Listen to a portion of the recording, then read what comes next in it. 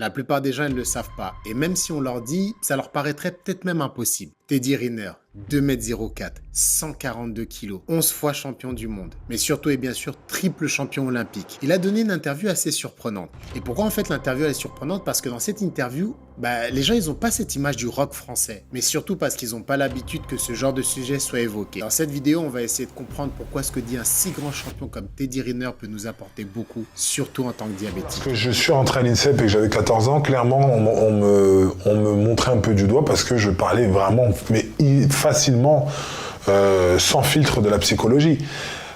Quand je suis rentré à l'INSEP, l'entraîneur était le psychologue, le préparateur physique et l'entraîneur de judo. Moi, je suis arrivé, dès que j'ai fait mes premières médailles, j'ai dit non, je veux voir le psychologue. Clairement, si ma psy n'avait pas été là, j'aurais eu une autre carrière. J'aurais peut-être déjà arrêté, certainement, puisque elle m'a beaucoup aidé dans comprendre ce qu'est le haut niveau. J'étais l'un des mecs à prendre dans mes bagages ma psychologue.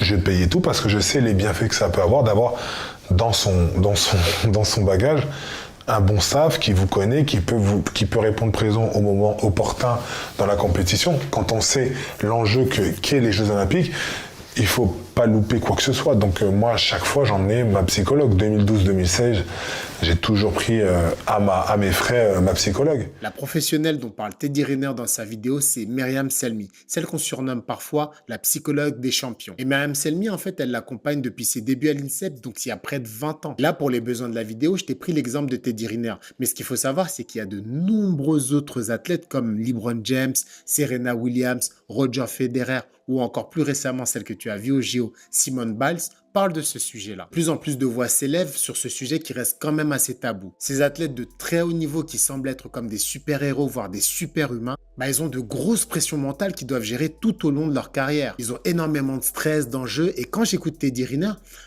je peux pas m'empêcher de faire le parallèle avec nous qui sommes diabétiques. On a énormément de choses à gérer psychologiquement. On passe par des sentiments de frustration ou bien d'épuisement, la peur des glycémies ou des complications à long terme, des sentiments d'échec ou de culpabilité, l'anxiété liée à la surveillance constante ou encore les préoccupations concernant les relations sociales. Ça fait beaucoup quand même. Et ça porte même un nom, c'est ce qu'on appelle la détresse liée au diabète. Et ce terme, il est utilisé pour décrire les émotions négatives et le stress psychologique que certains d'entre nous peuvent ressentir. Et ça, peu importe que tu sois type 1 ou type 2. Si j'en parle aujourd'hui, c'est que moi, il y a quelques années, j'ai eu la chance d'avoir le déclic. Et ce déclic, franchement, je l'ai eu grâce à l'hôpital de jour. Bon, l'hôpital de jour, je pense que tu connais, c'est la journée que tu passes à l'hôpital, journée pendant laquelle tu vas voir le diabéto, tu vas voir la diététicienne, tu vas voir le coach en activité physique, tu vas voir le cardiologue et aussi tu vas voir le psychologue. Pour moi, franchement, c'est ce spécialiste qui a fait la différence. Je t'en ai parlé dans ma précédente vidéo que je te mets juste au-dessus parce que oui, ça fait 8 ans que je suis diabétique et j'avais jamais pensé à consulter un expert de la santé mentale. Pourquoi? Parce que comme tout le monde, je me dis, non, mais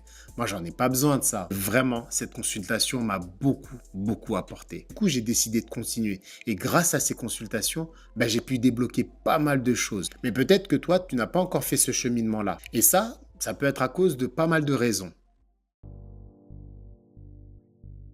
La surveillance quotidienne, la prise de médicaments ou d'insuline, l'adaptation de l'alimentation et du mode de vie, toutes ces charges, elles sont déjà tellement élevées qu'on va donner la priorité sur la santé physique par rapport à la santé mentale. On pense que la tristesse, la frustration ou l'anxiété, ça vient avec le diabète. C'est des émotions qui sont normales. Elles sont normales, ça fait partie aussi du processus. On doit les accueillir. Mais derrière, on doit pouvoir prendre du recul et se dire que, effectivement, je ressens ça, mais j'ai besoin aussi d'une aide extérieure pour pouvoir avancer. Depuis toutes ces années que tu es diabétique, je suis sûr que tu t'es posé au moins une fois cette question. Peut-être qu'au final, c'est ma faute. Tu dis que tu aurais pu éviter le diabète en modifiant ton mode de vie et cette culpabilité mêlée à de la honte, elles peuvent t'empêcher de demander de l'aide, peur d'être jugé.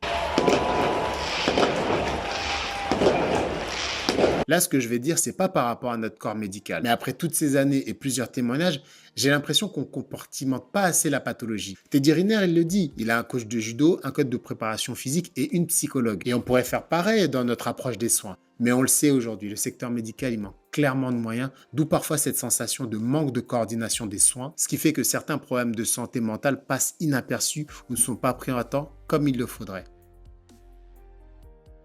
Le simple fait de prendre une autre décision de soin, donc dans notre cas précis, chercher un expert en santé mentale, ça va induire ce qu'on appelle de la fatigue décisionnelle. En plus de la charge émotionnelle liée au diabète multipliée par les responsabilités de la vie courante, ça donne comme résultat qu'il est vraiment difficile de trouver l'énergie nécessaire pour pouvoir investir sur sa santé mentale. Et ce qui est dingue en fait, c'est que les personnalités publiques qui sont suivies et adulées par des millions de personnes, personne ne se doute ce qui se passe derrière le rideau. Comme pour Teddy Riner, on voit ses combats, on le voit remporter ses médailles, on se dit que c'est facile, mais on ne se doute pas de tous les combats qu'il a dû livrer en coulisses. Ces combats cachés qu'on livre bien trop souvent seul, et c'est aussi notre cas avec notre diabète. Les troubles de la santé mentale, ils peuvent être comme le diabète, tapis dans l'ombre, silencieux.